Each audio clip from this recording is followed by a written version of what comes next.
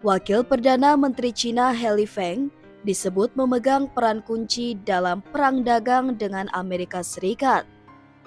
Dia adalah figur yang selama ini lebih dikenal bekerja di balik layar. Menurut seorang pelaku bisnis Amerika Serikat yang mendapat informasi dari pertemuan para pemimpin perusahaan terbesar dunia di Beijing, He Feng, yang selama ini dikenal sebagai orang kepercayaan lama Presiden Xi Jinping, tampil meyakinkan dalam perannya sebagai pengelola ekonomi terbesar kedua di dunia. Dalam konteks ketegangan perdagangan antara China dan Amerika Serikat, peran He kini makin sentral. Terlebih setelah Presiden AS Donald Trump mengumumkan tarif sebesar 145% terhadap sebagian besar produk China dalam langkah yang ia sebut sebagai Hari Pembebasan pada 2 April. Setiap upaya untuk mencari jalan keluar dari ketegangan ekonomi antara kedua negara kini diprediksi akan melibatkan He, yang disebut-sebut sebagai SAR perdagangan dalam hubungan China-Amerika. Dalam wawancara dengan 13 investor asing dan diplomat yang telah bertemu He dalam setahun terakhir, Reuters mendapati perubahan mencolok dalam gaya berinteraksi He. Dulu dikenal sebagai aparat Partai Komunis yang kaku dengan kemampuan bahasa Inggris yang minim, kini He dipandang lebih percaya diri dan efektif. Sebagian besar narasumber berbicara secara anonim karena sifat sensitif dari interaksi tersebut. He juga tercatat telah melakukan setidaknya 60 pertemuan dengan pihak asing selama setahun terakhir, naik dibandingkan 45 pertemuan sejak ia resmi menjabat sebagai Wakil Perdana Menteri pada Maret 2023 hingga Maret 2024. Sementara itu, Trump mengklaim dalam wawancaranya dengan Time bahwa Xi telah menelponnya, meski tanpa menyebutkan kapan percakapan itu terjadi. China sendiri membantah adanya negosiasi terkait tarif, namun baru-baru ini mengecualikan beberapa produk AS dari tarif balasan mereka, sembari menuntut agar Washington berhenti menggunakan tekanan ekstrim dan menunjuk mitra negosiasi yang layak.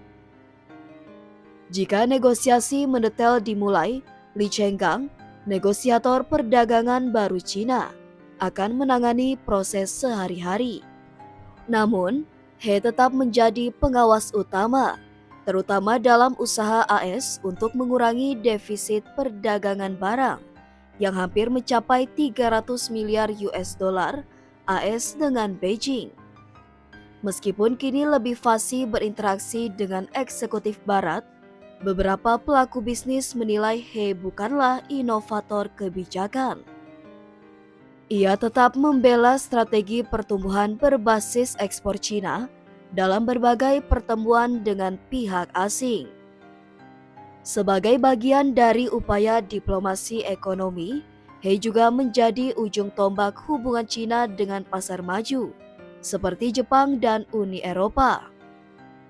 Bulan depan, ia dijadwalkan mengunjungi Paris untuk menghadiri dialog ekonomi, di mana para pejabat Prancis berharap dapat membahas pencabutan tarif Cina terhadap impor coconut. Sebelum menempati posisinya saat ini, posisi ekonomi Cina diwakili oleh Liu He, ekonom lulusan Harvard yang fasih berbahasa Inggris dan pernah menegosiasikan kesepakatan dagang dengan AS. Dibandingkan Liu, latar belakang He lebih domestik. Dengan gelar doktor ekonomi dari Universitas Xiamen, sehingga ia memerlukan masa adaptasi untuk menjadi wajah ekonomi Tiongkok di panggung global. Beberapa eksekutif AS sempat kecewa ketika He menyampaikan hasil pertemuan kebijakan ekonomi utama pada Juli lalu. Salah satu yang hadir menggambarkan He saat itu tampak kurang energik dan dikelilingi oleh puluhan ajudan. Berbeda dengan pendahulunya seperti Liu dan Wang Qishan yang dikenal karena kefasihan dan gaya santai, He cenderung lebih kaku. Dalam sebuah pertemuan dengan delegasi bisnis Jepang pada Februari, He bahkan meremehkan kekhawatiran soal kontrol ekspor logam tanah jarang dan keamanan warga Jepang di Cina menyusul serangkaian insiden penikaman. Namun demikian, dalam pertemuan bulan Maret, seorang pelaku bisnis menyatakan bahwa He mulai berbicara dengan cara yang lebih disukai oleh eksekutif Barat. Sumber lain mengatakan, He menunjukkan pemahaman mendalam tentang tantangan ekonomi Cina, seperti tekanan deflasi, krisis properti, populasi yang menua, hingga tarif perdagangan, serta memberikan analisis yang canggih tentang isu-isu tersebut. He juga disebut-sebut menunjukkan keyakinan tinggi terhadap prospek DeepSeek, sebuah startup AI lokal.